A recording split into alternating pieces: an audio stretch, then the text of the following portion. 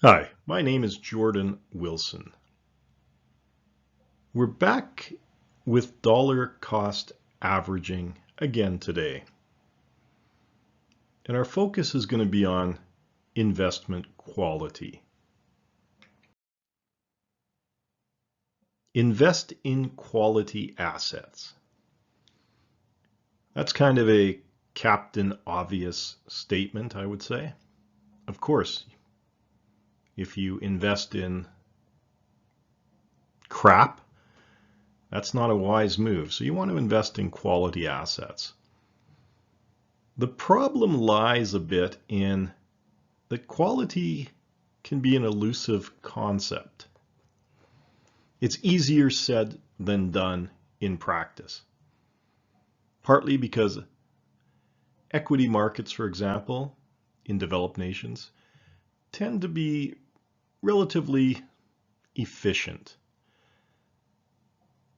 So the value and the expected value of an asset is already built into the price.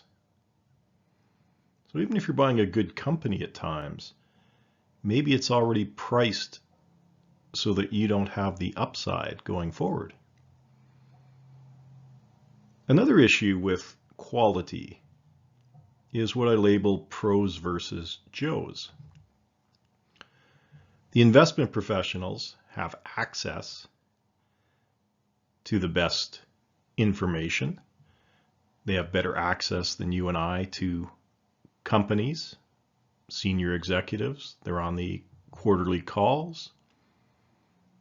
They have better tools to assess the information they receive. And the investment professionals are investment professionals. This is their training. This is what they do all day. I probably would not go to a CFA or a fund manager to get a root canal or to get my liver enzymes checked. I would go to a dentist or a specialist doctor for that. So how can a doctor or a dentist effectively compete against a investment professional who has better tools, better information, and better training? So it's hard for the average non-professional investor to perhaps find quality assets at the right price. Now that said, as we've looked at in the past, with mutual funds and asset managers in an active role, they even often get it wrong. So if it's hard for the professionals with all the tools and training to get it right and find that quality, much tougher for the rest of us. And that kind of is back to our passive investing versus active management debate. If you cannot beat the markets on a consistent basis, let's just invest in the market itself. And to do that, we want a well-diversified portfolio of investments. We want to meet our target asset allocation. And the target asset allocation is derived directly from your unique investor profile.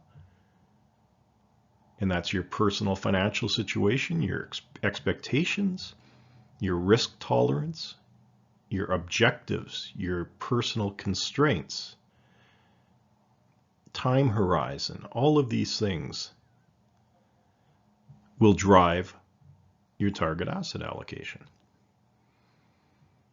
And then once you have that, you fill it out with low cost funds, mutual or exchange traded. Your focus is on low management expense ratios. You don't want to pay loads or commissions to buy or sell a plain vanilla index fund. And you want to watch transaction fees and tax generation, things that will erode your ability to compound your returns over time. And then within that, you want to do periodic reviews of your portfolio and rebalance. Because what we find is that over time, what is quality today may not be quality tomorrow.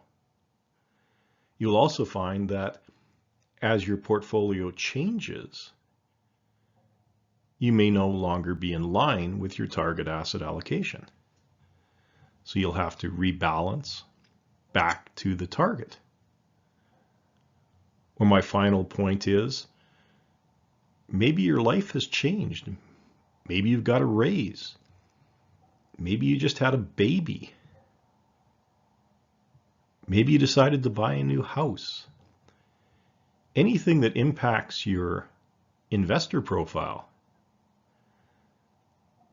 needs to be reflected in the target asset allocation. So when you do your reviews, you want to look at bringing your portfolio back in line with the target asset allocation, but you also want to make sure the allocation is still accurate given your personal situation.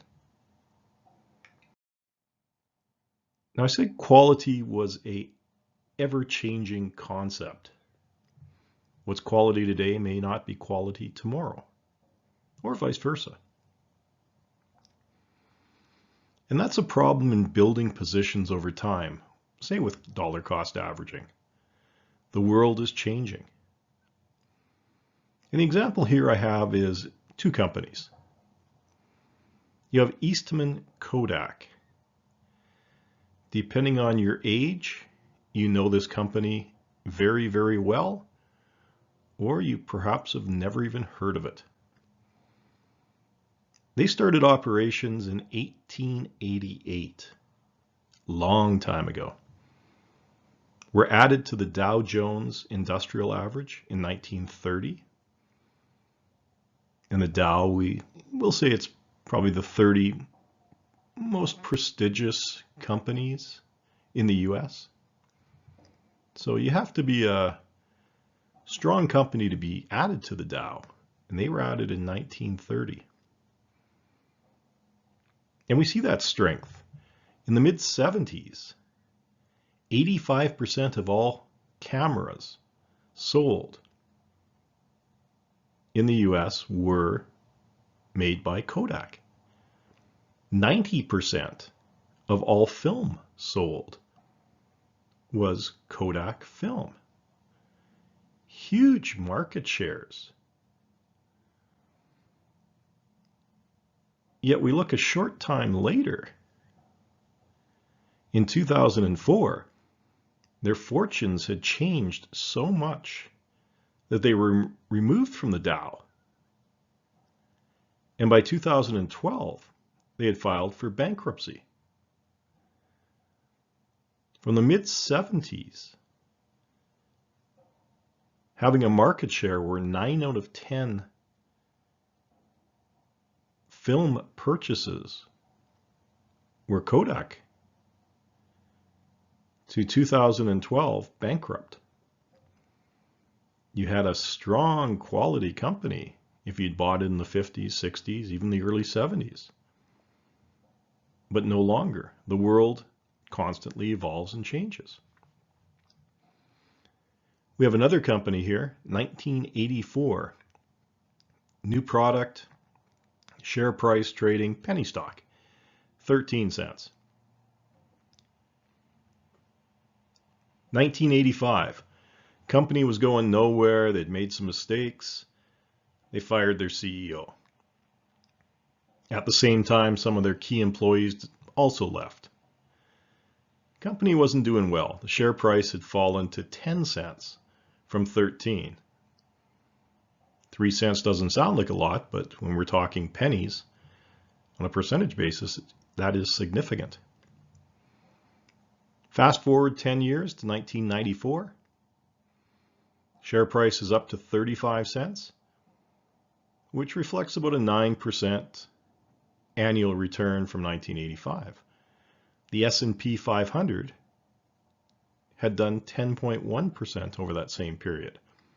So you would have been better off investing in the S&P than in this company. But in 1997, the CEO was brought back.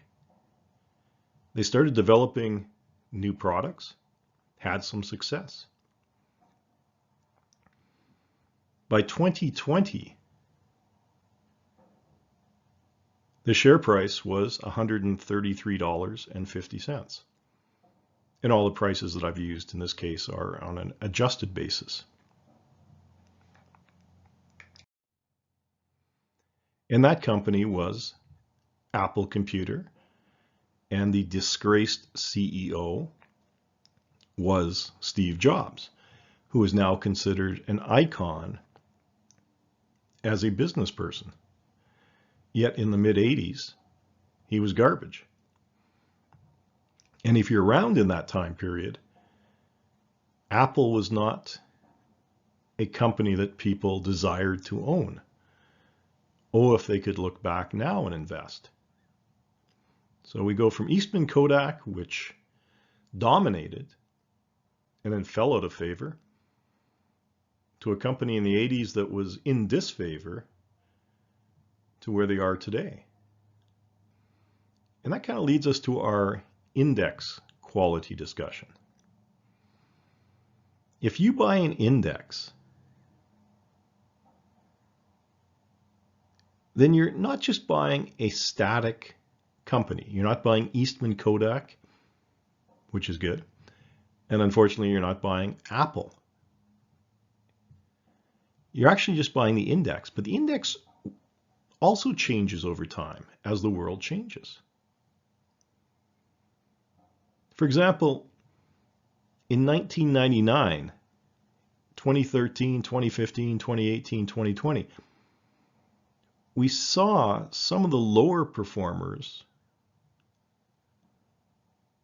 come off the Dow Jones Index, which is only 30 companies. Goodyear, Sears Roebuck, Chevron, Alcoa, Bank America, Hewlett Packard, AT&T, which was listed since 1916, General Electric since 1907, Exxon, Pfizer, Raytheon.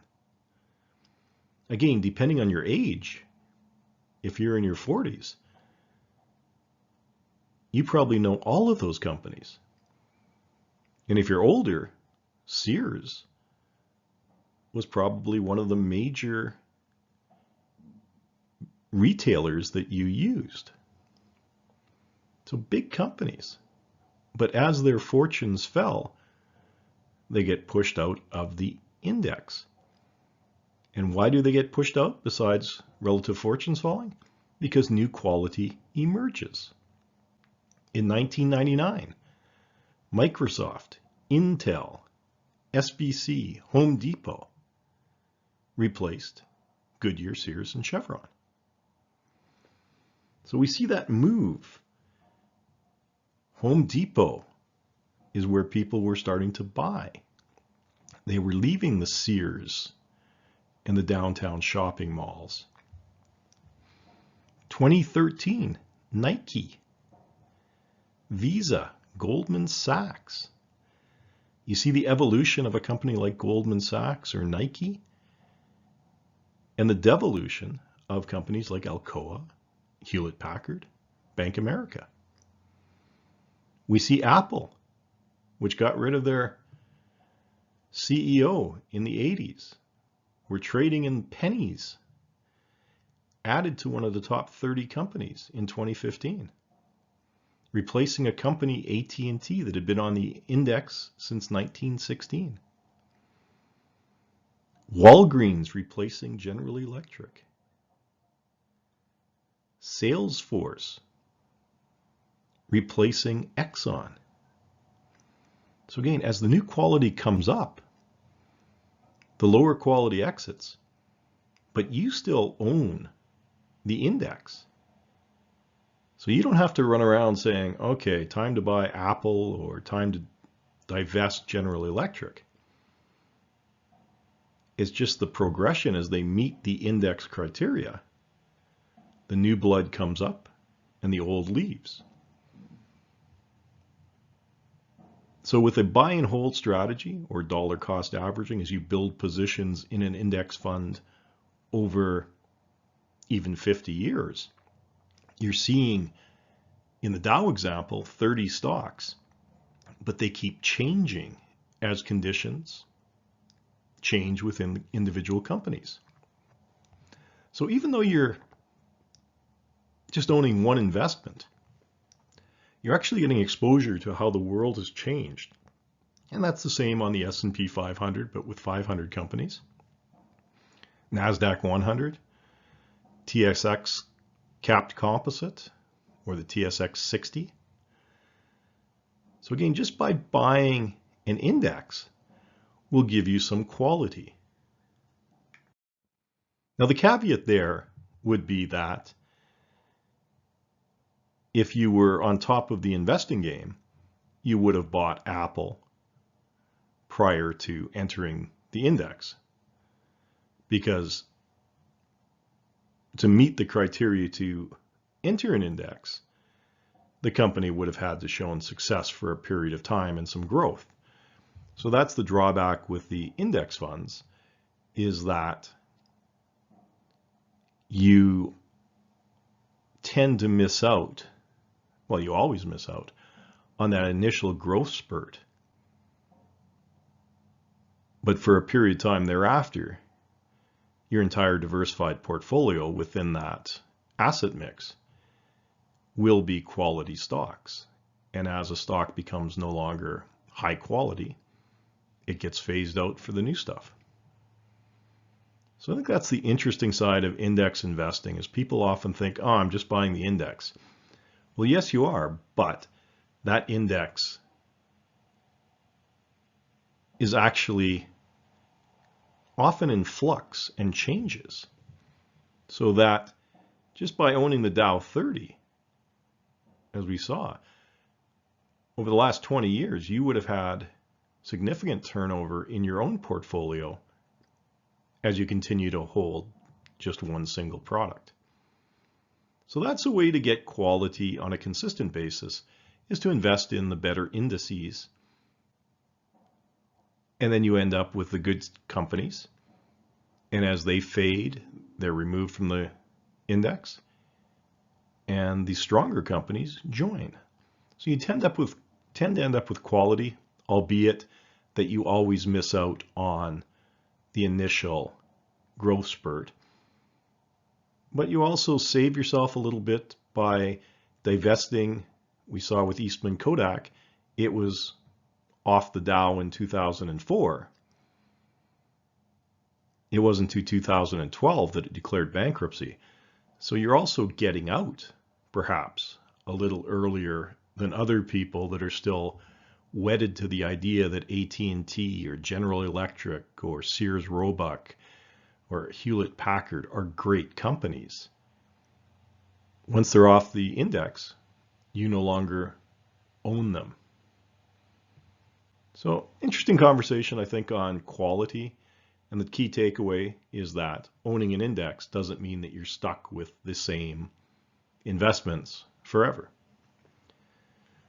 Thank you very much for your time today. Have yourself a good one.